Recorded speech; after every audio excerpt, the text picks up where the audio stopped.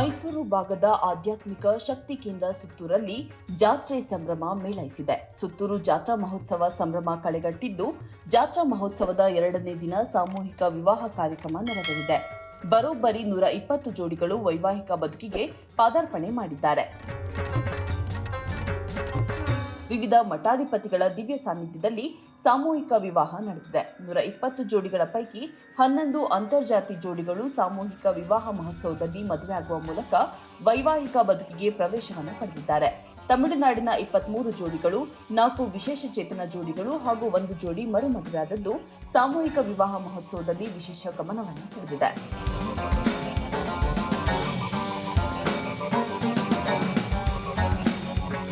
2000ರಿಂದ 2023ರವರೆಗೆ ಶ್ರೀ ಸುತ್ತೂರು ಕ್ಷೇತ್ರದಲ್ಲಿ ಜರುಗಿರುವ ಸಾಮೂಹಿಕ ವಿವಾಹದಲ್ಲಿ 3076 ಜೋಡಿಗಳು ಸತಿಪತಿಗಳಾಗಿದ್ದು, ಪ್ರತಿ ತಿಂಗಳು ಮಾಸಿಕ ವಿವಾಹ ಕಾರ್ಯಕ್ರಮದಲ್ಲಿ 2009ರಿಂದ 457 ಜೋಡಿಗಳು ಸತಿಪತಿಗಳಾಗಿದ್ದಾರೆ. ಒಟ್ಟಾರೆ ಶ್ರೀ ಸುತ್ತೂರು ಕ್ಷೇತ್ರದಲ್ಲಿ ಇದುವರೆಗೂ ಒಟ್ಟು 3533 ಜೋಡಿಗಳು ವಿವಾಹವಾಗಿದ್ದಾರೆ.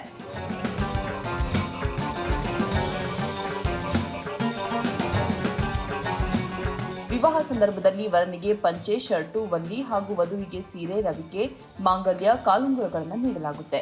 ಕಪಿಲಾ ನದಿ ತೀರದ ಸುತ್ತೂರು ಶ್ರೀ ಕ್ಷೇತ್ರದಲ್ಲಿ ಪ್ರತಿ ವರ್ಷ ಪುಷ್ಯ ಬಹುಳ ದ್ವಾದಶಿ ದಿನದಂದು 6 ದಿನಗಳ ಆದಿ ಜಗದ್ಗುರು ಶ್ರೀ ಶಿವರಾತ್ರೀಶ್ವರ ಶಿವಯೋಗಿಗಳ ಜಾತ್ರಾ ಮಹೋತ್ಸವವು ಪ್ರಾರಂಭವಾಗುತ್ತೆ. ಮರುದಿನ ತ್ರಯೋದಶಿಯಂದು ಶುಭ ಮುಹೂರ್ತದಲ್ಲಿ ಸಾಮೂಹಿಕ ವಿವಾಹ ನಡೆಯುವುದು ವಾಡಿಕೆಯಾಗಿದೆ.